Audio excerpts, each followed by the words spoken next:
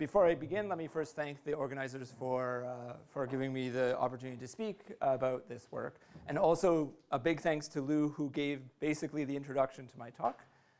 So I will skip a few things right in the beginning. So this is work that has resulted from a quite long time collaboration between my group and my previous group in Frankfurt, and involves in particular contributions from some graduate students in my group, Ramesh and Sam, and undergraduate Kate, and then some results as well from David in Rosé's group. I think I might not use this laser pointer. It's kind of confusing.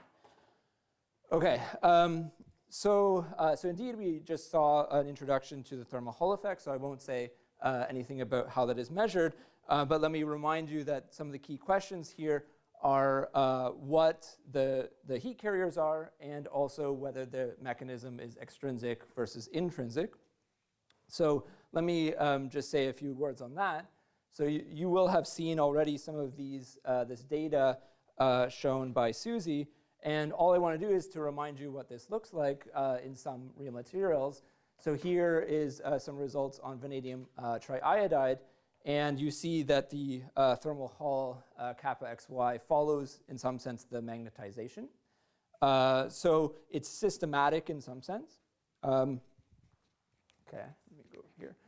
Here's some more results that you guys have already seen. This is iron dichloride, and here there is a field-induced spin flop transition where you see some dramatic change also in kappa xy.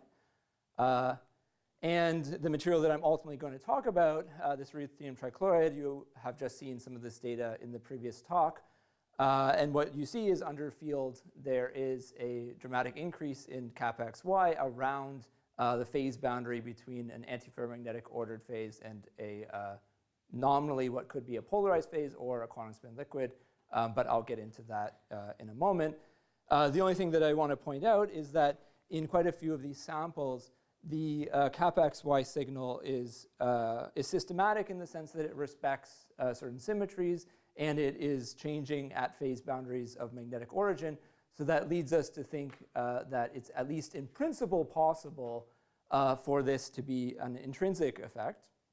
So of course extrinsic effects are also possible, but at least in principle it could be intrinsic.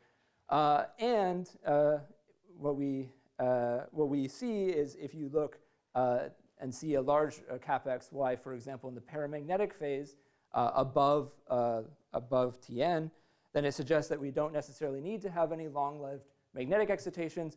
And in fact, this data on some of these insulating non-magnetic semiconductors suggests that we don't really require magnetism, which suggests to us that we need a general mechanism, probably involving phonons, at least to explain some portion of this data. So that's kind of what we've been thinking about. Okay, so there's various mechanisms, as we've heard. I'm going to talk about the first two of these, this phenomenological Raman coupling and this Hall viscosity. There's also some talks on skew scattering and topological magnon polarons.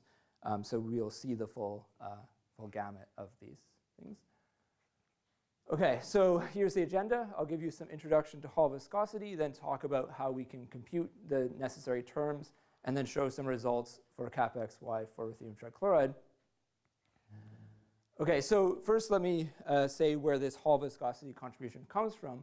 So the starting point is to think about some kind of electron phonon or spin phonon coupling where you have some operator which is coupling linearly to a phonon displacement.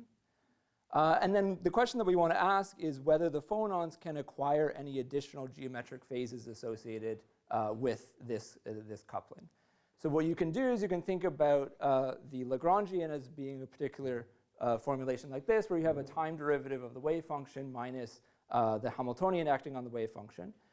And if you apply the chain rule, so you take the time derivative of the electronic wave function, which is explicitly dependent on the positions of all of the atoms in the material, then you get an additional contribution to the geometric phase through the Lagrangian, which is related to a time derivative of the displacements of the atoms along particular coordinates times a derivative of the electronic wave function with respect to these phonon displacements. Okay.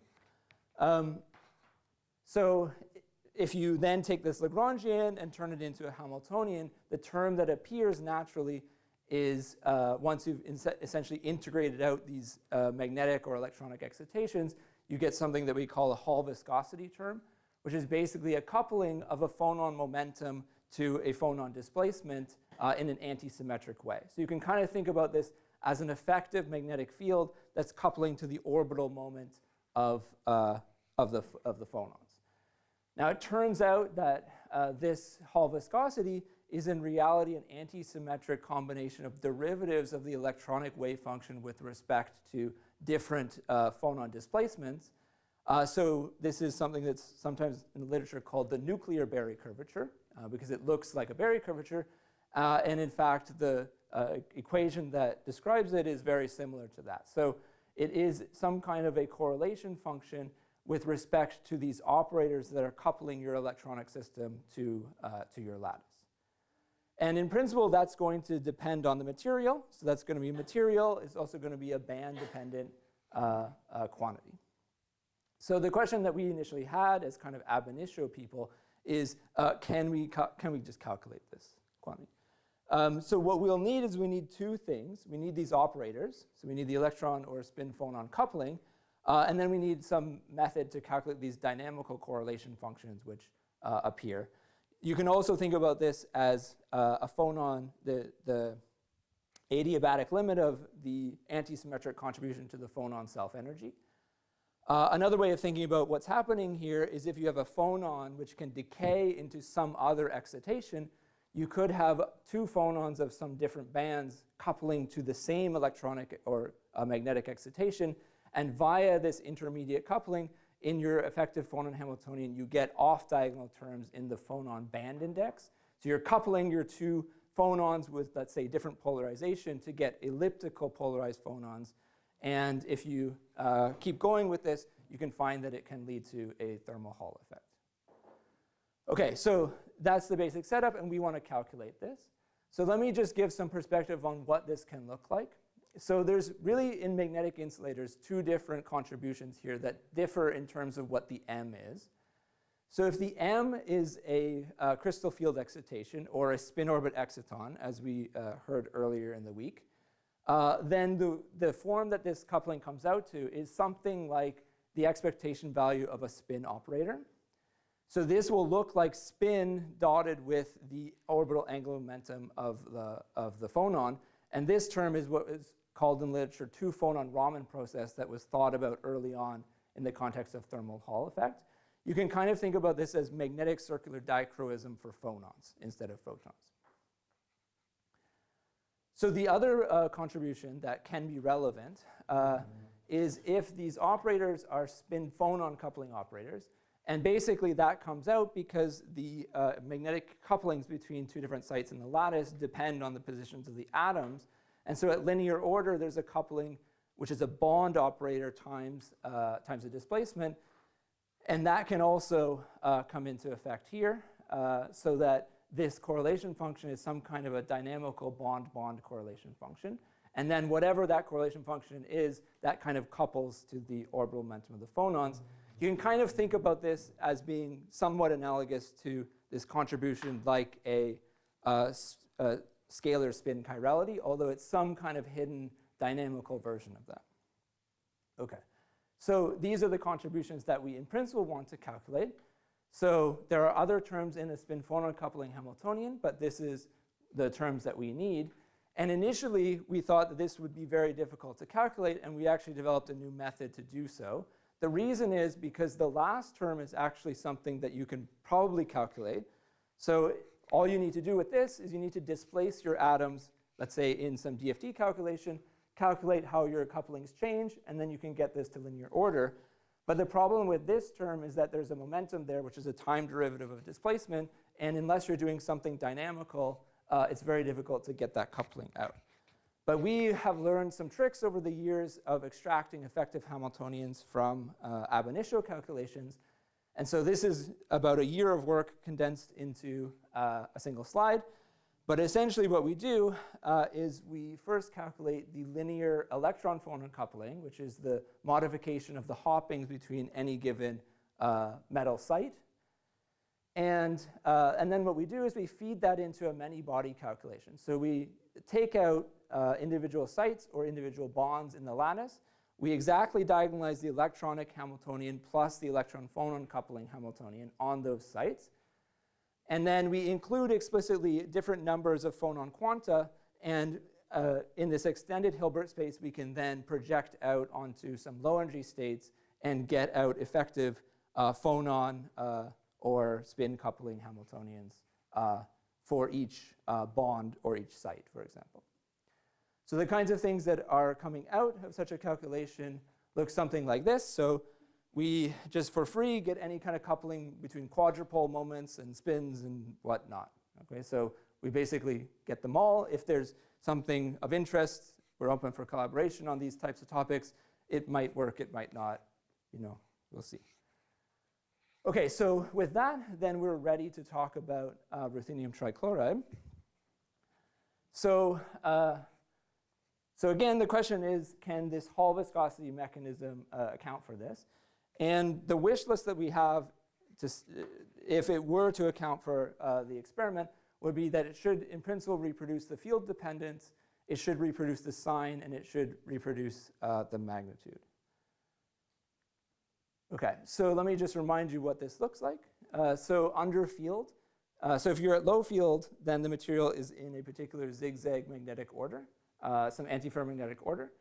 And under field, there are kind of two scenarios that can happen. So immediately as you go outside of the antiferromagnetic order, you could have a region with an intermediate quantum spin liquid, or you could have a direct transition to a field polarized phase with some kind of a critical region in between. And the initial excitement from the field was this observation, or apparent observation, of half-quantized thermal Hall really pointed to an intermediate spin liquid being there. But then the subsequent observation that it may not be quantized is what led to these suggestions that maybe we should think about heat carriers in terms of magnons or phonons and so on. Okay, so the question is, can the phonon contribution be compatible with this through this particular mechanism of Hall viscosity? So here is the setup for how to compute this. So first of all, we need our ab initio phonons. Then we need our electron-phonon coupling from DFT. And using the method that I just described, we can get our spin-phonon couplings. Then we need to do spin dynamics to figure out what these dynamical correlation functions are. And we do that using exact diagonalization. There's some pluses and minuses for that, but I'm happy to talk about those. Then you combine that into the correlation functions, get the antisymmetric part of the phonon self-energy. From that, you solve the phonon problem, calculate the Berry curvature, and get the thermal Hall. So I'm going to walk through different parts of this to kind of demonstrate a few aspects of the calculation. And I wouldn't be saying this if we didn't think that this matched. So the punchline is that we think this matches. So the first part is, of these two couplings that I said were relevant, the first one turns out to be really small in ruthenium trichloride. The reason is because the spin orbit excitons are very high in energy. Ruthenium has a sufficiently large spin orbit coupling that these are outside of the energy scale. They don't really mix very much with the phonons. For other materials like 3D systems, I think that's not the case. And we saw an example in spectroscopy where the spin orbit excitons were clearly in a similar energy landscape as the magnons. So we need to focus on the second term. Okay, so what does that look like? So in general, in these materials, you have these strong bond-dependent and anisotropic couplings. So the general kind of coupling matrix is a 3x3 matrix.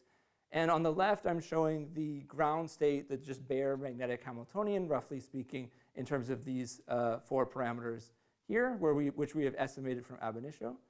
And then on the right, in general, a spin-phonon coupling will be a band and momentum-dependent matrix of 9 numbers. Okay, so here are results, and there's a ton of results on this slide, so don't look at this too strongly. Here, what I'm showing is phonon dispersions. This is the magnitude overall of the spin-phonon coupling, and here it is broken down into 6 different contributions to that particular matrix. And the main takeaway message of this is the following. So first of all, you have your 3 acoustic modes here. You have your longitudinal acoustic mode, your transverse acoustic mode, and then an out-of-plane transverse, which is labeled ZA. And the longitudinal mode couples quite weakly to the spins, whereas the out-of-plane couples much more strongly. The second point is that these quantities are very strongly band and momentum dependent.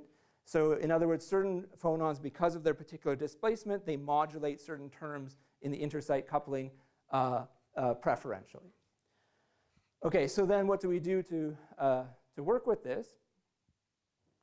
So if we're interested in low temperature response, then we focus on just the acoustic phonons around k equals 0, and this allows us to do a long wavelength expansion. So our phonon energies are then linear in momentum according to the speed of sound. It turns out that these spin-phonon coupling scale as q to the 1/2. And then if you put that all in, it means that this eta term, this Hall viscosity term, is linear in q. And then the only thing that really matters is which direction in q space your acoustic mode is propagating, and also which acoustic mode it is. So that is what this angle here is. Okay, so I want to show the angle dependence of the spin-phonon coupling. So again, this angle is the direction in q space that the phonon is propagating, and everything is being scaled by q to the 1/2. And the main takeaway message here is that symmetry actually requires that the spin-phonon coupling itself winds as a function of momentum. So in other words, there is some momentum dependence in all of these couplings, and they tend to have some cosine or sine behavior as you go around the Brillouin zone.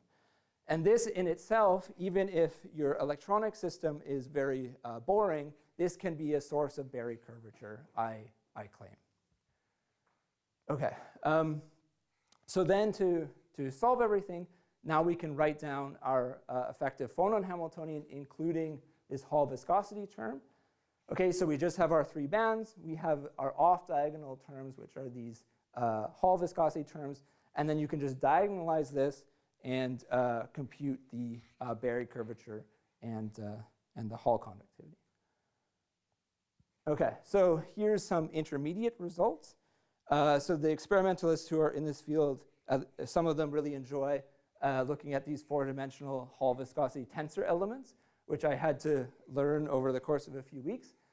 But here is basically what is computed. These are how you construct the particular Hall viscosity matrix elements that go into the phonon Hamiltonian from these viscosity tensor matrix elements. And here is the computed from exact diagonalization using the ab initio spin-phonon couplings, how each of these tensor elements depends on field for 2 different directions.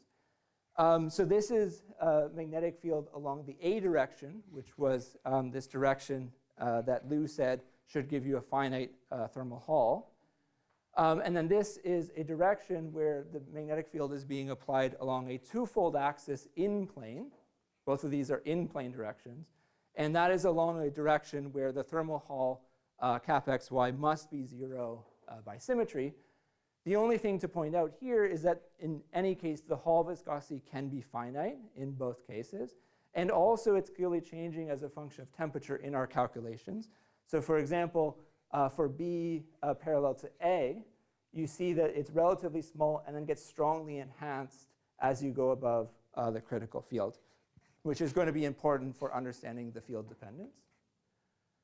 Okay, so just a very, very small point.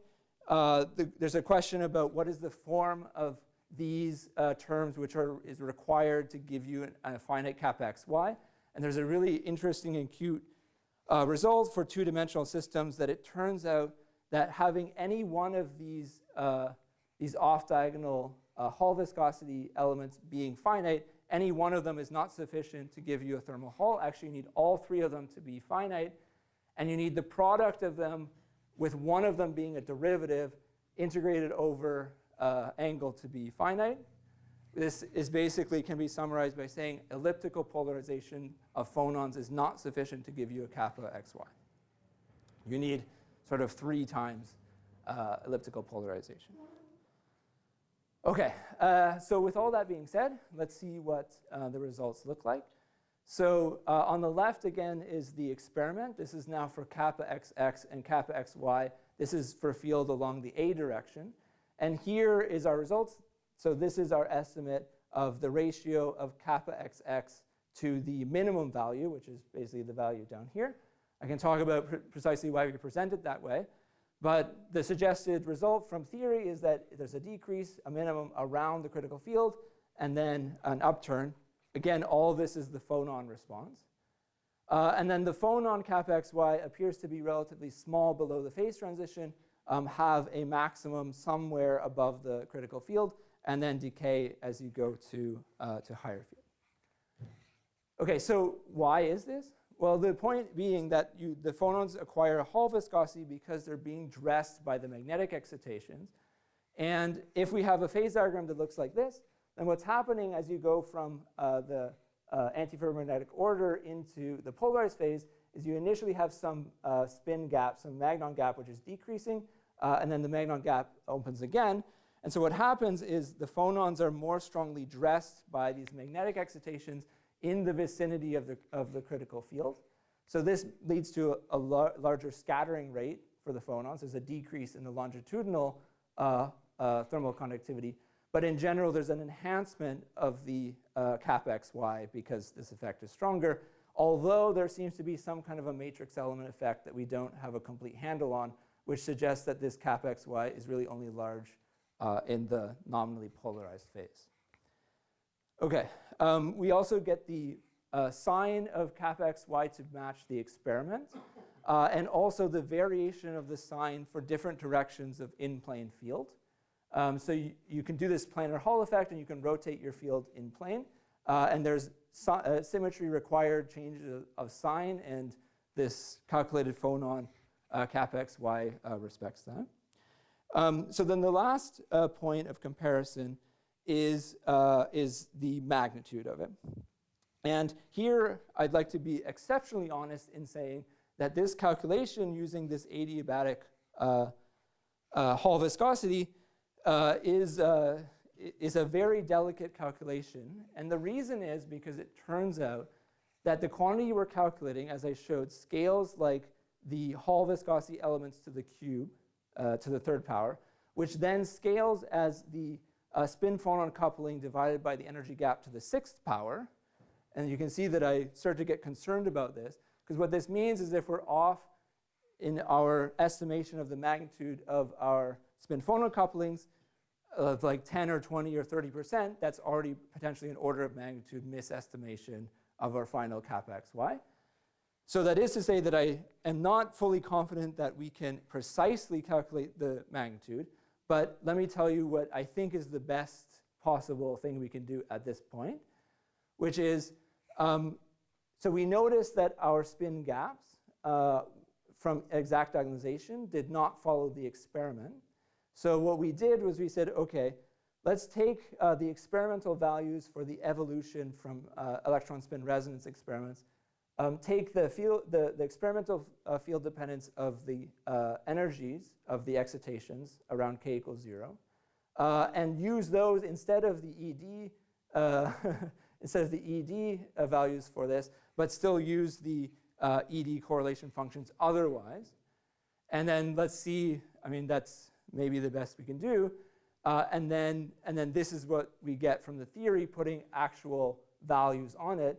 So the dashed line there is the half quantized value, which is matching with the dashed line over there.